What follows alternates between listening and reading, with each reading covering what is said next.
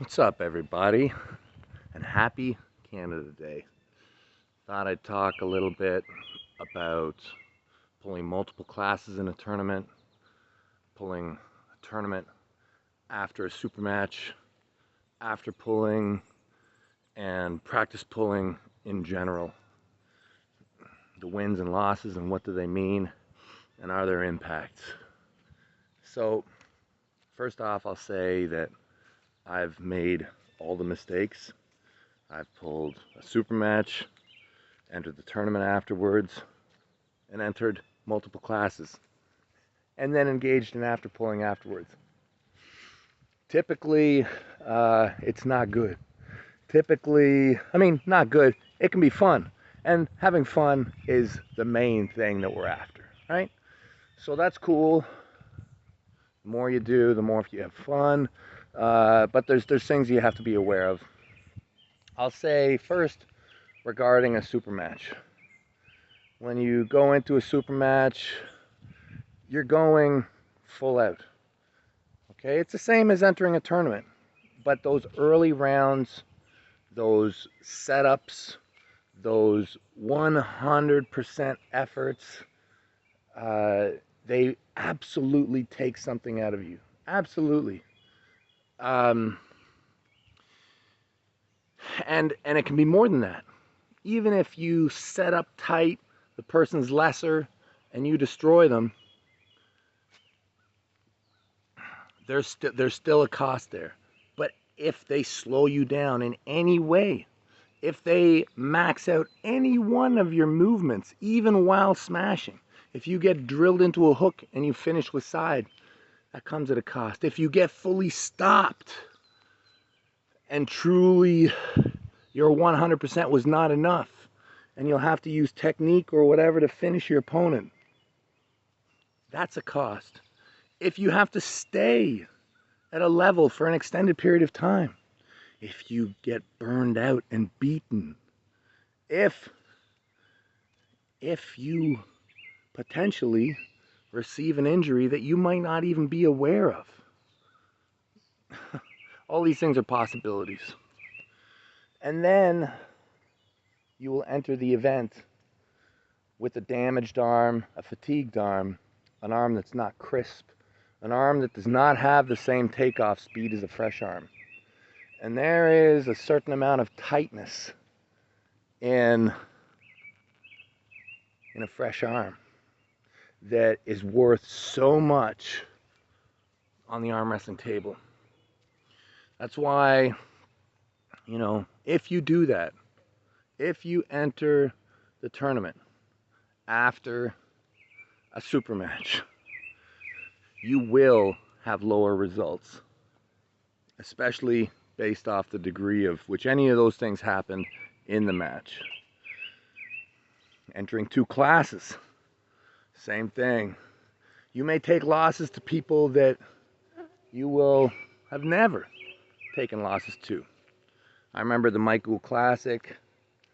I had a super match with Ron Bath, this is like 15 years ago.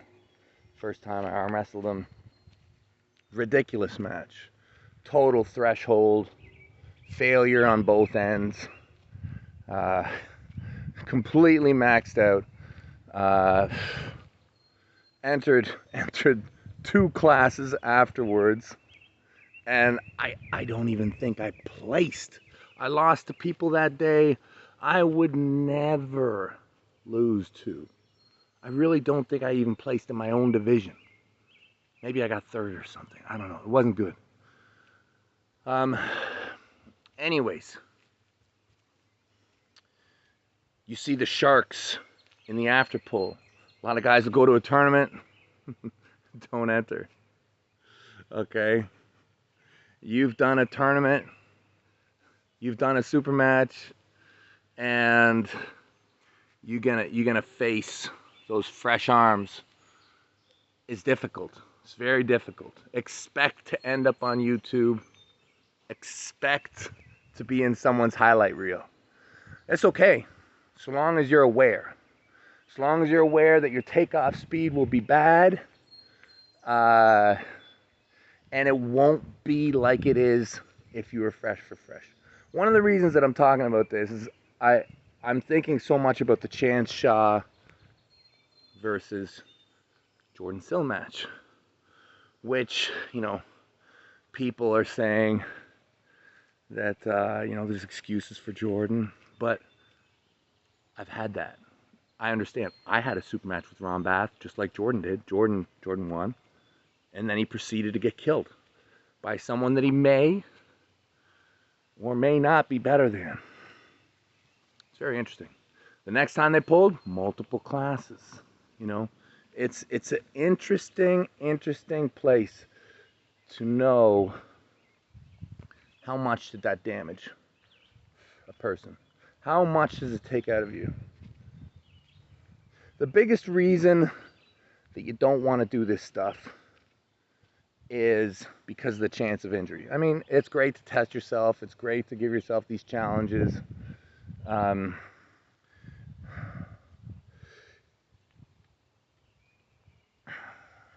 You can get hurt. A lot of times when you have a super match, you don't really realize that you have been hurt.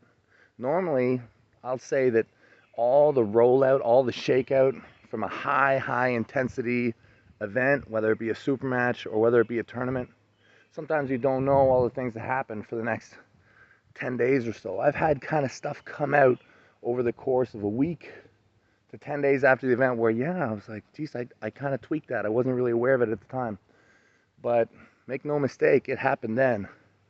And if you continue to expose it to fresh arms, when you're fatigued, it'll increase your chances of compounding that injury. So there's a lot to having fun, okay? But people have to be aware of what things are actually worth. It's the same kind of thing with having a great draw in a tournament. You're the top seed, you get a bye, you get the chumps early. Being the number one seed in a tournament is a great place to be. It is a fantastic place to be. You can sail through a tournament while other people are having wars. Kind of the antithesis of this is Neil Pickup's Battlegrounds. You know, he sets the best guys together right away so that everybody's smashed up. Okay, great for the spectators. Athletes, be warned. There's one last thing I wanted to mention about this whole thing. Well, I guess in conclusion, I'll say that the only really strong data that you can ever really pull is first round stuff and fresh for fresh super matches. You know, this is where your real data is. Not to say that there's not data and all the rest of the stuff, because obviously there is, but the real data, fresh for fresh, first round matchups. This is where you find out who's what. Anyways, looking forward to all this great arm wrestling that's coming up as I just chill out and, you know, become part of the earth once again before the inevitable pancake transformation begins again sometime this fall.